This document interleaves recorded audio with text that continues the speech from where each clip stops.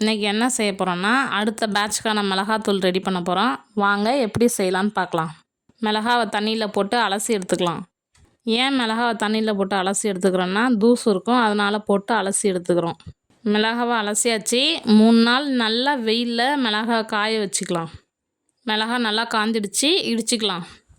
இடித்த மிளகா, சோம்பு, சீரகம், மிளகு, கடலைப்பருப்பு எல்லாத்தையும் சேர்த்து வெயிலில் காய வச்சு எடுத்துக்கலாம். காய வச்ச சோம்பு, சீரகம், மிளகு, கடலைப்பருப்பு மிளகாவோட சேர்த்துக்கலாம். காய வச்ச பெருங்காயம், இடித்த மஞ்சள், அலசி காய வச்ச கொத்தமல்லியை சேர்த்து அரைச்சி எடுத்துக்கலாம். குழம்பு மிளகாத்தூள் அரைச்சாச்சு, சலிச்சு எடுத்துக்கலாம். குழம்பு மிளகாத்தூள் ரெடி. உங்களுக்கும் வேணும்னா வாட்ஸ்அப் நம்பரில் ஆர்டர் பண்ணுங்கள்.